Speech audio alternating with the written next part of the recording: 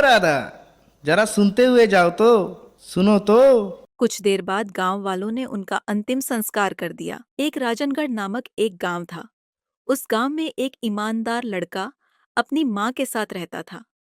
उसका नाम अर्जुन था। उसके पास एक छोटा सा खेत था जो उसके पिता ने उनके लिए रख कर गए थे। एक दिन की बात है, अर्जुन अपने खेत में काम कर रहा था। एक शाम आज बहुत काम कर लिया, चलो अब घर चलते हैं, बाकी कल आकर करता हूँ। अर्जुन बीच रास्ते में देखता है कि एक लड़की जो काफी फटे पुराने कपड़े में बेबस होकर एक पेड़ के नीचे बैठी हुई है। तुम कौन हो और इस तरह इस जगह पर क्यों बैठी हो, और तुम्हारा नाम क्या है? मेरा नाम राधा है। कुछ दिनों पहले वो अपनी दादी के साथ रहती थी। समय गुजर था गया। एक दिन उसकी दादी की तबीयत अचानक खराब हो जाती है। अरे बेटी राधा, शायद मैं और नहीं बचूंगी। नहीं दादी, आप ऐसे मत बोलिए, आपको कुछ नहीं होगा। मैं अभी अस्पताल से कुछ दवा लेकर आती हूँ। नहीं बेटी, शायद मैं और नहीं रहूंगी। जब मैं ना रहूं तब तुम अपने मामा का घर चले जाना। ये कहकर उसकी दादी ने दम तोड़ दिया। कुछ देर बाद गांव वालों ने उनका अंतिम संस्कार कर दिया। या वो अकेली हो गई? तभी गांव के जमींदार आके बोलता है, राधा, ओ राधा, तुम्हारी दादी ने मुझसे 10,000 रुपये लिए थे इस जमीन को गिरवी रखकर। वो तो अब ना रही। मेरा पैसा कल तक मिल जाना चाहिए, वरना इस घर को भूल जाओ। समझा कि नहीं? जमींदार साहब, ये आप क्या बोल रहे हो? मेरी दादी ने तो कभी भी ऐसी कोई भी बात नहीं बोली मुझे। असल में जमींदार को उनकी जमीन पर कई दिनों से नजर थी, इसीलिए कुछ झूठ बोलकर उसकी जमीन हत्या ली और राधा बेघर होने के बाद वो उसकी मामा के घर चली जाती है। और ऐसे ही दिन बीतते जाते हैं। एक दिन अरे इस कालमुही को कब तक रखोगे इस घर में? आगे चलकर इसका शादी का खर्च भी हम ही को उठाना पड़ेगा। निकलो उससे मेरे घर से। अरे भाग्यवान, थोड़ा कुछ सोचने तो दो ना। मुझे एक तरकीब सूझी है। सांप भी मर जाएगा, लाठी भी नहीं टूटेगी। अरे सुनिए, मेरी सोने की कंगन नहीं मिल रही है। हो ना हो उसी ने चुराई होगी। ये क्या बोल रहे हो? थोड़ा अच्छा से ढूंढो, मिल जाएगा। और मुझे उन्होंने घर से चोरी के इंजाम में निकाल दिया। अर्जुन को उसकी हालात हो पर दया आ गया और वो उसे अपने घर ले गया और अपनी माँ को पूरी बात बताई। माँ ने भी राधा को रहने की अनुमति दे दी। धीरे धीरे दोनों एक दूसरे को समझने लगे थे, लेकिन दोनों ही अपनी दिल की बात नहीं बताई। मैं तो उसे बहुत पसंद करता हूँ, लेकिन मैं एक मामूली सा किसान हूँ और मैं राधा के लिए कुछ नहीं कर सकता। दूसरी ओर मैं तो एक गरीब लड़की और असहाय, मैं कहाँ अर्जुन के लायक बन सकती हूँ। एक दिन राधा नदी के किनारे पानी लेने जा रही थी और जमींदार के लड़के की नजर उस पर जाती है। ये लड़की कौन है रे? जो इतना खूबसूरत भला कौन हो सकती है? इसका नाम क्या हो सकता है? मालिक, ये तो अनाथ है। सुनने में आया है कि वो अर्जुन के घर पर रहती है। इसका नाम तो राधा है और हमारी गांव की ही है। क्या वो गरीब अर्जुन? अच्छा, ठीक है, देखता हूँ उसको। जब राधा नदी के किनारे से लौट रही थी तभी ओ राधा, जरा सुनते हुए जाओ तो, सुनो तो। क्या बात है? इस तरह की बदतमीजी के कारण उसको एक टॉपर लगा देती हैं और वहां से चली जाती हैं। उसकी ऐसी मजाल मैं अब दिखाऊंगा कि मैं क्या चीज हूँ। रात को जमींदार के लड़के ने अपने कुछ आदमियों को बोलकर अर्जुन की खेत में आग लगा देता है और सुबह अर्जुन, अर्जुन जल्दी उठो, हमारे खेत में किसी ने आग लगा दी है। ये सुनकर अर्जुन चौंक गया। जल्दी से खेत के पास पहुंचकर ए भगवान, अब मैं क्या करूँ? मेरी सालों की मेहनत बर्बाद हो गई। राधा को पहली बार महसूस किया कि अर्जुन के लिए उससे कितना गहरा लगाव हो गया है। कोई बात नहीं, हम दोनों मिलके फिर से खेती करेंगे। चलो अब घर चलते हैं। ये सब जमींदार का लड़का भी देखकर उससे थोड़ा सा भी ये सब सहन नहीं हुआ। ए अर्जुन, क्या तुझे पता है ये सब किसने किया? मैंने। तुमने ऐसा क्यों किया? मैंने तो तुम्हारा कुछ नहीं बिगाड़ा था। हाँ, कल इसने मेरे साथ बदतमीजी की थी तो मैंने उसे टप्पर मारा था, इसलिए उसने ये सब किया। मतलब ये क्या बोल रही हो राधा? ये सुनते ही गांव वाले ने जमींदार के लड़के को मारकर गांव से बाहर कर दिया और गांव वालों ने मिलकर अर्जुन और राधा की शादी करा देते हैं।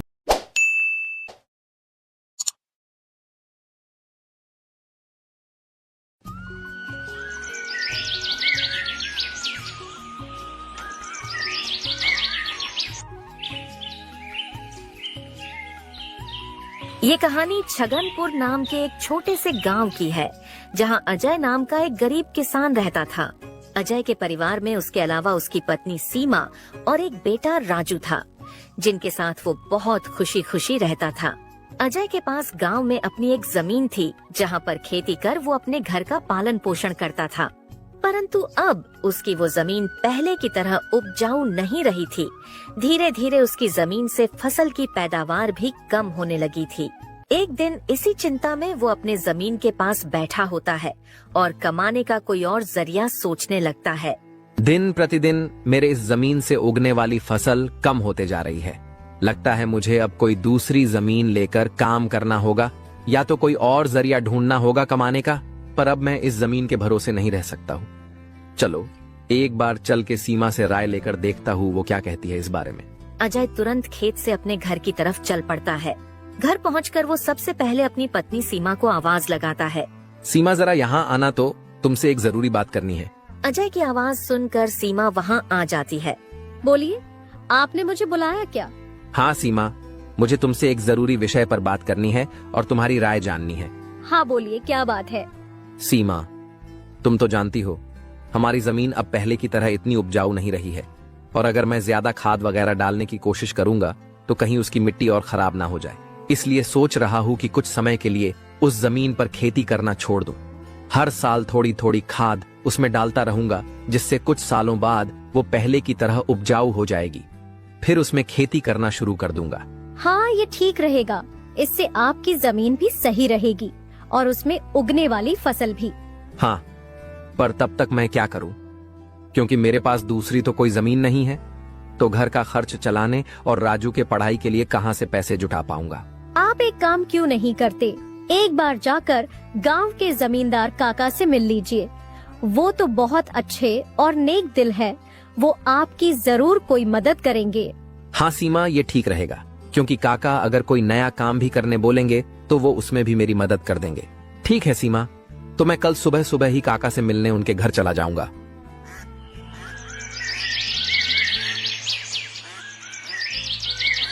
अगली सुबह अजय जमींदार से मिलने उसके घर के लिए चल पड़ता है। जमींदार के घर के बाहर पहुंचकर वो जमींदार को आवाज लगाता काका, है। क्या आप घर पर हो? अजय की आवाज सुनकर जमींदार बाहर आता है। अरे आओ अजय बेटा, बोलो क्या हुआ, कुछ काम था क्या? हाँ काका, आपकी एक मदद चाहिए थी। हाँ बोलो ना बेटा, मैं किस प्रकार तुम्हारी मदद कर सकता हूँ? अजय फटाफट से जमींदार को अपने खेत की हालत बता देता है। तो इसमें परेशान क्या होना बेटा? काका, मेरे पास एक ही जमीन है जिस पर खेती कर मैं अपने घर का खर्च चलाता हूँ, और मैंने आज तक खेती के अलावा कोई दूसरा काम भी कभी किया नहीं। तो अब यही नहीं समझ रहा है मैं क्या करूँ। बेटा, खेती के अलावा दूसरा काम क्यों करना? तुम एक काम करो, मेरे पास गांव के बाहर एक जमीन है, तुम उस पर खेती करो। काका, पर इससे तो आपका नुकसान हो जाएगा। नहीं बेटा, कोई नुकसान नहीं होगा। इसी बहाने तुम मेरी जमीन की देख रेख भी करोगे, क्योंकि अब तो मेरी उम्र भी हो गई है और मेरा बेटा भी शहर में रहता है, तो इससे तुम्हारा भी भला हो जाएगा और मेरी भी थोड़ी जिम्मेदारी कम रहेगी। ठीक है काका, अगर ऐसी बात है तो मैं कल से ही उस खेत पर काम करने चला जाऊंगा। अजय जमींदार को धन्यवाद कहकर वहाँ से अपने घर के लिए निकल जाता है। अजय अपने घर पहुंचकर सीमा को सारी बात बता देता है। ये तो बहुत अच्छा है, यानी आपकी सारी चिंता ही खत्म हो गई। हाँ सीमा, अब मैं काका के खेत पर बहुत मेहनत करूंगा और कोशिश करूंगा कि एक दो और खेत खरीद लूं, क्योंकि भविष्य में ऐसी समस्या आए तो उसके लिए हम तैयार रहे।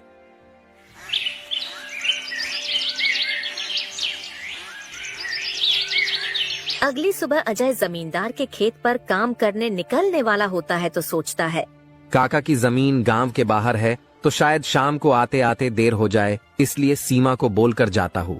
सीमा, जरा यहाँ आना तो। अजय को बुलाता सुन सीमा वहाँ आती है। बोलिए, आपने बुलाया मुझे? हाँ सीमा, सुनो, काका का खेत गांव के बाहर है, तो मुझे शाम को घर लौटने में थोड़ी देर भी हो सकती है। तो अगर मुझे देर हो जाए तो तुम और राजू खाना खाकर सो जाना। ठीक है, पर अपना ध्यान रखना। और हाँ, 1 मिनट रुकना, मैं आपके खाने का डिब्बा लेकर आती हूँ, वो लेकर ही जाना। फिर क्या था, अजय अपना खाने का डिब्बा लेकर गांव के बाहर वाली जमीन पर काम करने चल पड़ता है। चलते चलते कुछ समय बाद वो गांव के बाहर वाली जमीन पर पहुंच जाता है। चलो अब पहुंच गया हूँ तो फटाफट से खेत पर काम करना शुरू कर देता हूँ। अजय अपनी कुदाल उठाकर खेत पर काम करना शुरू कर देता है। अजय को अभी काम करते कुछ समय हुआ ही था कि तभी पीछे से एक सांप आकर उसे काट लेता है। सांप के काटने के कुछ समय में ही अजय चक्कर खाकर वहीं गिर जाता है।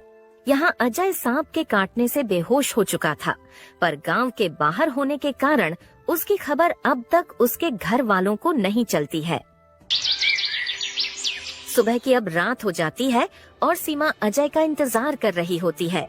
माँ को इतने परेशान देख राजू पूछता है, क्या हुआ माँ, पिताजी अब तक क्यों नहीं आए?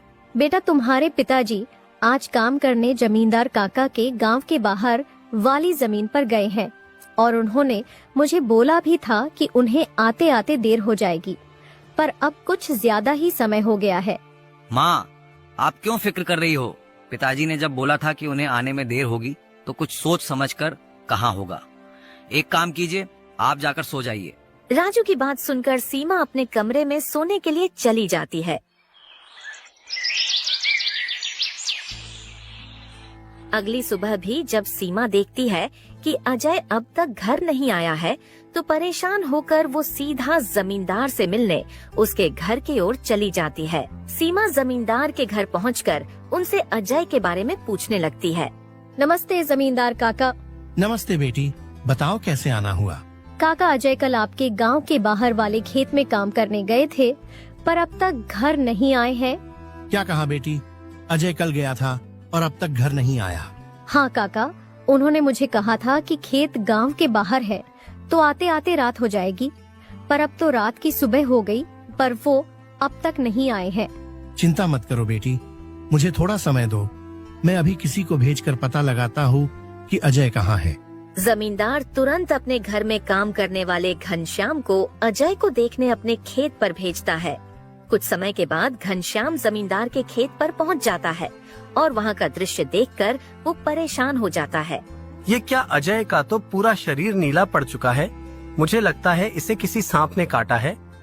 मुझे तुरंत जमींदार जी को ये बात बतानी पड़ेगी।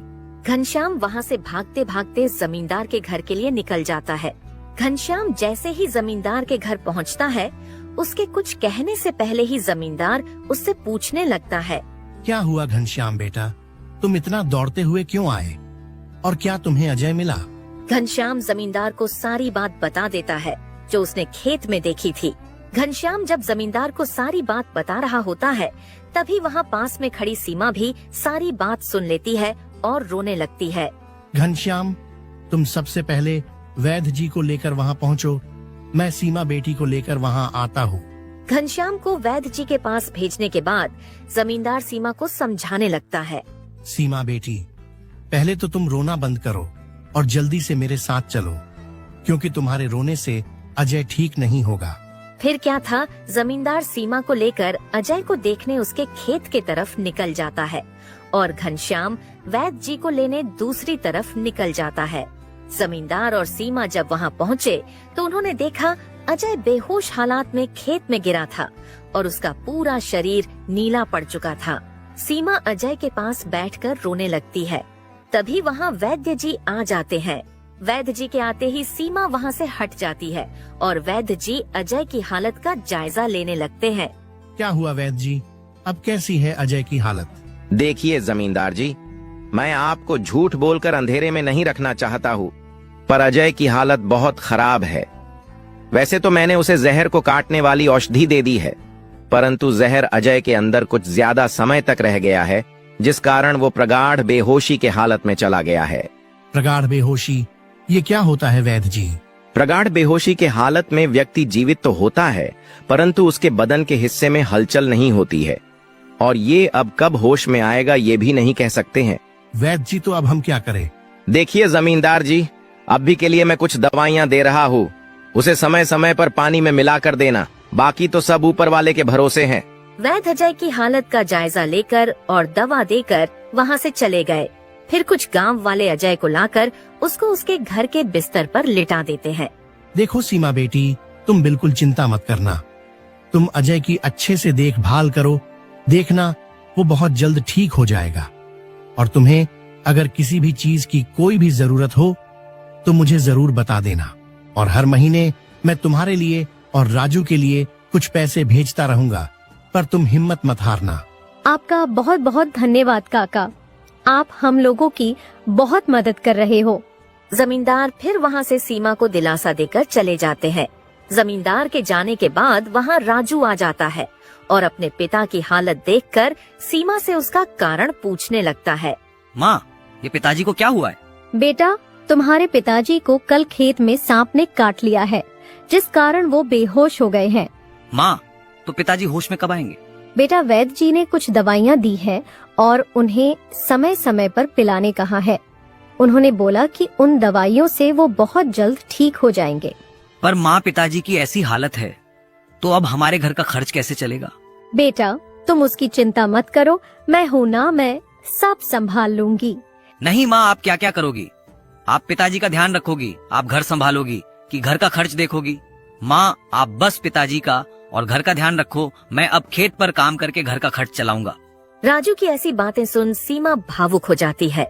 नहीं बेटा, तुमको काम करने की कोई जरूरत नहीं है, मैं सब संभाल लूंगी। तुम बस अपने पढ़ाई का ध्यान रखो। तुम्हारे पिताजी का सपना है कि तुम बहुत बड़े अफसर बनो, और मैं तुम्हें वो बनाकर रहूंगी, भले उसके लिए मुझे कितनी भी मेहनत क्यों ना करनी पड़े। फिर सीमा राजू को वहाँ से पढ़ने भेज देती है। मुझे अब कुछ करना ही होगा, क्योंकि मैं अब अजय का ठीक होने का इंतजार तो नहीं कर सकती हूँ। मुझे अब खुद जाकर खेती करनी होगी, और हो सके तो कोई और काम भी देखना होगा। अगली सुबह सीमा सीधे जमींदार से मिलने पहुँच जाती है। नमस्ते जमींदार काका। नमस्ते बेटी, बताओ कैसे आना हुआ, और अजय की तबीयत अब कैसी है? काका, अजय की तबीयत फिलहाल तो वैसी ही है, और मुझे आपकी एक मदद चाहिए थी, इसीलिए मैं आपसे मिलने चली आई। हाँ, बोलो ना बेटी, मैं तुम्हारी किस प्रकार मदद कर सकता हूँ? काका, मैं चाहती हूँ कि जो जमीन आपने अजय को दी थी काम करने के लिए, आप मुझे उस पर काम करने की इजाजत दे दी, ताकि मैं उस पर काम करके अपने घर का खर्च और राजू की पढ़ाई करा सकूं। बेटी, पर तुम्हें वहाँ काम करने की कोई जरूरत नहीं है। मैं हूँ ना, मैं तुम्हारे घर के लिए जो भी खर्च लगेगा हर महीने भेज दिया करूँगा। नहीं काका, आपने अब तक हमारी बहुत मदद की है। अब आप बस मुझे आपके खेत में काम करने की इजाजत दे दीजिए। मैं अब खुद काम करके अपना घर चलाऊंगी और अपने बेटे को बड़ा अफसर बनाऊंगी। जमींदार सीमा को बहुत समझाने की कोशिश करता है, पर सीमा जमींदार की बात मानने तैयार नहीं थी। आखिर में सीमा की बातें सुनने के बाद जमींदार सोचने लगता है। मुझे लगता है सीमा मेरी बात नहीं मानेगी, पर अगर वो काम करने इतने दूर जाएगी तो वो अजय का ध्यान नहीं रख पाएगी। एक काम करता हूँ, मैं सीमा को मेरी गांव के अंदर वाली जमीन पर काम करने के लिए कह देता हूँ, ताकि वो खेतों पर काम भी कर सके और अपने घर का ध्यान भी रख सके। ठीक है सीमा बेटी, मैं तुम्हें अपने खेत पर काम करने की इजाजत तो दे सकता हूँ, पर तुम्हें मेरी एक बात माननी होगी। हाँ काका, बोलिए ना। बेटी, तुम्हें मेरे गांव के बाहर वाले खेत पर काम करने की कोई जरूरत नहीं है।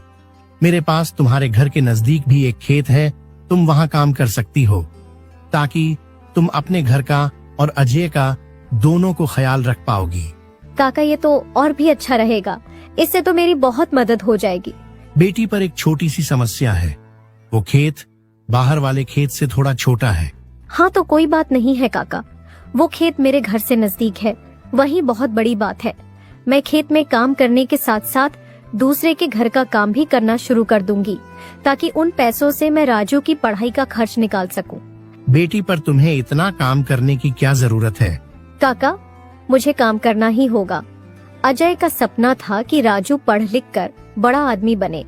अगर मैं मेहनत नहीं करूंगी तो उसका सपना अधूरा रह जाएगा। राजू की पढ़ाई के लिए और घर चलाने के लिए मुझे हर हाल में ये जिम्मेदारी उठानी पड़ेगी। जमींदार सीमा के संकल्प और साहस से भावुक हो जाते हैं। ठीक है बेटी, तुम्हारी मेहनत देखकर मुझे पूरा भरोसा है कि तुम जरूर सफल होगी। मैं तुम्हारी हर संभव मदद करूंगा। तुम कड़ी मेहनत करो, भगवान भी तुम्हारे साथ हैं। सीमा ने जमींदार के गांव के अंदर वाले खेत पर काम करना शुरू कर दिया। वह सुबह खेत पर काम करती और दोपहर के बाद गांव के घरों में सफाई और खाना बनाने जैसे छोटे मोटे काम करने जाती। धीरे धीरे सीमा की मेहनत रंग लाने लगी। खेत में अच्छी फसल हुई, जिससे उसका घर चलने लगा और जो पैसे वह दूसरों के घरों में काम करके कमाती थी, वह राजू की पढ़ाई में खर्च करने लगी। बेटा, मैं चाहती हूँ कि तुम मन लगाकर पढ़ाई करो। तुम्हारे पिताजी का सपना है कि तुम अफसर बनो। मैं तुम्हारे लिए हर मुश्किल को पार कर लूंगी। माँ, मैं कड़ी मेहनत करूंगा। एक दिन मैं पिताजी का सपना पूरा करके दिखाऊंगा।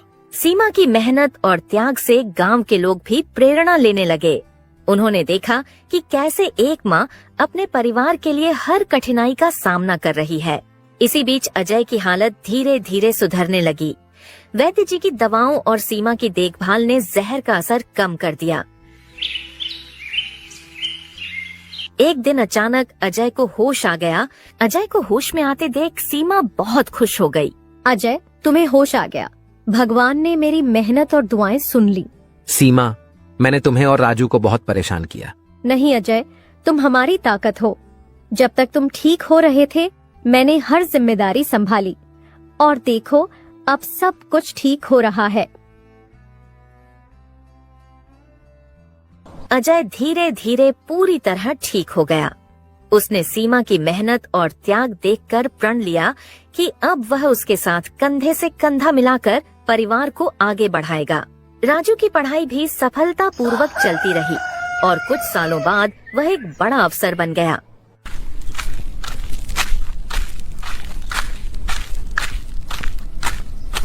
माँ, पिताजी, मैं आज जो कुछ भी हूँ वह आपकी मेहनत और त्याग के कारण हूँ। नहीं बेटा, ये सब तुम्हारी माँ का बलिदान है। उसने हमारे परिवार को बचाने के लिए हर मुश्किल का सामना किया। सीमा का त्याग और अजय का साथ, दोनों ने मिलकर एक नई मिसाल कायम की। गांव वाले अब भी उनकी इस कहानी को आने वाली पीढ़ियों को प्रेरणा के रूप में सुनाते हैं। इस तरह माँ का त्याग की यह कहानी हमें सिखाती है कि एक माँ का समर्पण किसी भी चुनौती को पार कर सकता है और परिवार को जोड़ कर रखता है। दोस्तों, तो इस तरह की और शानदार और मजेदार कहानियाँ देखने के लिए हमारे इस चैनल को जल्द से जल्द सब्सक्राइब कर लें।